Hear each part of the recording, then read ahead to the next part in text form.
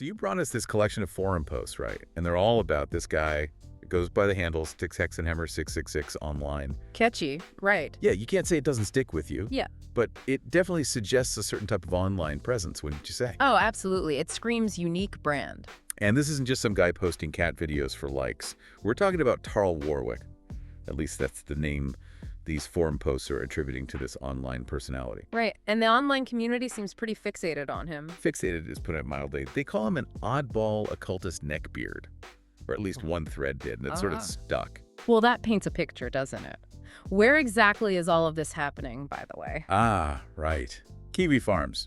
You familiar? Let's just say I've heard things. Yeah, it's got a bit of a reputation. Not exactly known for, shall we say, gentle critique? More like a digital coliseum. Reputations enter, but they don't always leave. Exactly. So, knowing that, what are they saying about our guy, Tarl Warwick, on this forum? Give me the rundown. Well, the thread you shared is basically a highlight reel of claims and accusations. It's a lot. The most serious being? The most serious allegations revolve around abuse. Abuse. Toward women. And not just toward his current partner, either.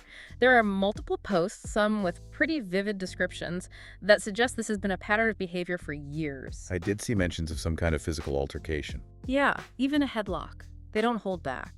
It's clear this community is not afraid to make serious accusations. So they're digging up dirt, but are they connecting the dots? What are they trying to say about Warwick with all this? That's the interesting part. They're trying to contrast his online persona with these accusations, you see. Because he's all about intellectualism and spirituality online. Exactly. And they're saying it's all a facade. A carefully constructed facade. Right. And these accusations, they see it as proof. Proof that he's not who he pretends to be online. And that's what really gets them going. They see it as hypocrisy. The online persona versus the offline reality. Precisely. And they've pointed themselves as the discrepancy patrol. And in Tarl Warwick's case, they've uncovered infidelity, a possible escape from the Netherlands after a fight with his girlfriend's family, and even whispers about a Mexican-Texan first wife. It's like they're piecing together a puzzle. And every new post is another piece. But it's not random, is it? Not at all. They're using these personal details, these accusations, to tell a story. They want to define who Tarl Warwick is, at least in their minds. And they're not pulling any punches. Like with that flight from the Netherlands thing, they're convinced he made up that whole story about a threatening drug dealer to cover up something way more scandalous. Exactly. And that's what fuels them. They see it as proof that he's deliberately crafting a persona online to hide the truth. And they're not afraid to get their hands dirty digging it up. Metaphorically speaking, of course. Of course.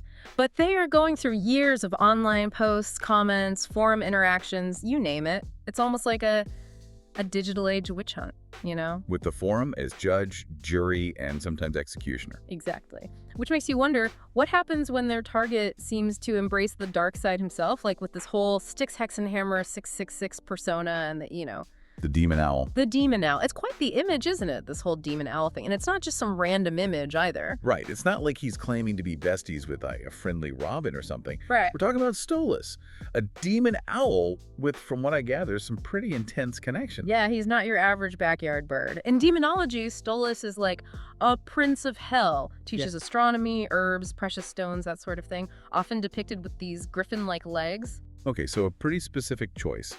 And the forum, I'm guessing they had thoughts. Oh, they had thoughts, all right. The threads exploded. Jokes, speculation, you name it. But beneath the surface, what was the real takeaway for them?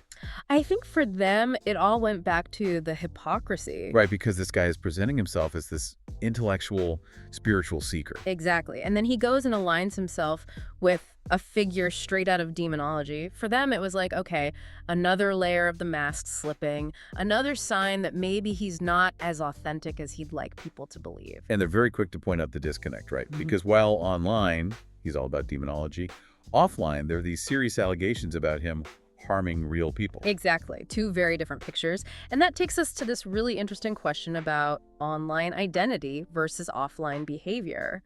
How separate are they, really?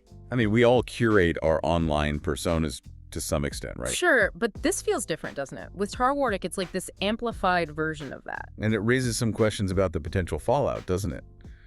Not just for him, but more broadly, how do we navigate this increasingly blurry line between what we do online and who we are in the real world?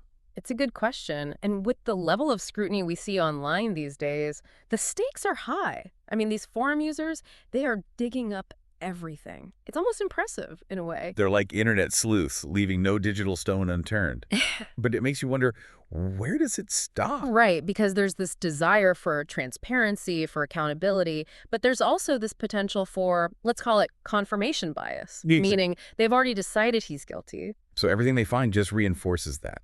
Exactly. They're looking for information that supports what they already believe, even if it's not the whole picture, even if they have to twist it a bit. So it's less about finding the truth, more about confirming a narrative they've already created. In some cases, yeah, it seems that way, which makes the whole thing even more complicated because, yes, there are serious allegations here and those can't be ignored. But at the same time, you've got this online community that's operating in a very gray area. Motivated by a whole mix of things, I imagine. Curiosity, skepticism, maybe even some malice in there. Right. So how do you separate the noise from the signal? It's a mess. And then you have to consider the potential fallout for the people caught in the middle of it all. Because even if some of these allegations turn out to be false, the damage is kind of already done, isn't it? Yeah. His reputation has taken a hit. Exactly. The court of public opinion can be brutal, especially online. And once a narrative like this takes hold, it can be nearly impossible to shake, even with evidence. It's a scary thought. But let's go back for a moment to this whole Mexican-Texan first wife thing. Yeah. This detail seems to have become, I don't know, weirdly significant to the forum. What's the story there? So the story goes that Warwick told his previous partner, a woman named Jade, this whole elaborate tale about his first wife. What was his tale? He claimed she was abusive, physically abusive. And of course, he never retaliated because he's not that kind of guy. Naturally, he's above that sort of thing. But here's the kicker, and why this is resonating so strongly on the forum.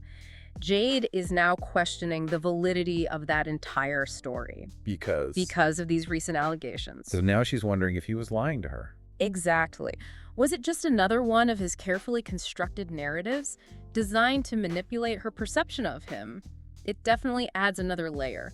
Now, we're not just talking about accusations from anonymous forum posters. This is someone who knew him personally now saying, hold on, maybe he's not who I thought he was. It's not just online drama anymore. This is real life. And then there's that alleged headlock incident, another one the forum seems fixated on. What do we know about that? Not a lot, to be honest. From what I can gather from the forum posts, it allegedly happened in the Netherlands, involved Warwick and his current partner Elizabeth, but the specifics are murky.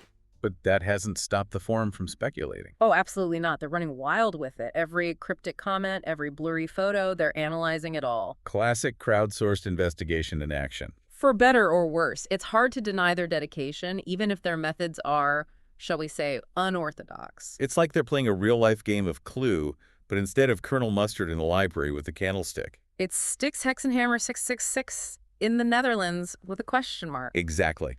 And just like in Clue, everyone's a suspect. Speaking of which, any insight into why Warwick would choose that particular online persona, the whole Styxhexenhammer666 demon owl-loving guy? That, my friend, is the million-dollar question. What motivates a person to craft such an elaborate online persona? Is it a genuine interest in the occult?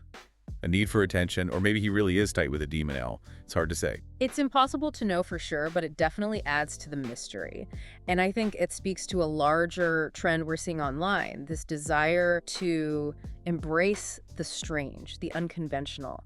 People are exploring different sides of themselves online, testing the boundaries of what's acceptable. And with platforms like Kiwi Farms acting as both a megaphone and a microscope, those explorations are happening under a very intense spotlight. It's a double-edged sword, that's for sure. You can use those platforms to express yourself, to find community, but you're also opening yourself up to a level of scrutiny that can be, frankly, terrifying. And in Styxhexenhammer666's case, it seems like the spotlight is shining particularly bright right now. That magnifying glass analogy, it's perfect. Yeah. Because that's what this whole thing has felt like, hasn't it? How so? We're using these forum posts, these little snippets of information, to zoom in on this one guy, right? This Tarl Warwick, Styxhexenhammer666, whatever I want to call him. Right. We're trying to understand him, I suppose. But in doing that, in focusing on him, we're also getting this, I don't know, this much wider view of what's happening online these days. The good, the bad, the ugly, it's all there. Exactly. Because you've got this real clash happening, don't you? Yeah. Between anonymity and accountability. between like the desire to be yourself, express yourself, but also the very real consequences of those actions. And those consequences, they're not always digital either, as we've seen. Right, because in the middle of all of this, you've got Tarl Warwick, the man behind the mask, so Yep. to speak. And whether he's this mastermind manipulator or just some guy who got caught up in a persona he created, it makes you think about how we present ourselves online, about the stories we tell and who we tell them to, about how we judge each other based on these like digital breadcrumbs we leave behind. It's a lot to unpack, isn't it? It really is. It's Yeah. like, what's real anymore? And who gets to decide that? Big questions. But for me, I keep coming back to this idea of responsibility. Because Because even though it feels anonymous sometimes, the internet, it's not, is it? What we do online, it matters. Our words have weight. Our actions have consequences. it's like anything else, really. Just because you don't see the person on the other side of the screen doesn't mean they're not real. Doesn't mean your words can't hurt them. Or that their words can't hurt you. Look at Tarl Warwick. Whatever you think of him, whether you believe the allegations or not, his story is out there, and it's followed him. It's a reminder to be mindful, I think. Of what we say, what we do, the personas we create. Because the internet might not forget, but more importantly, we shouldn't forget that there are real people on the other side of those screens. People with feelings, with lives, with families. Well said. I think that's a good place to leave it for today. Yeah, I think so too. Yeah. Lots to think about. Until next time.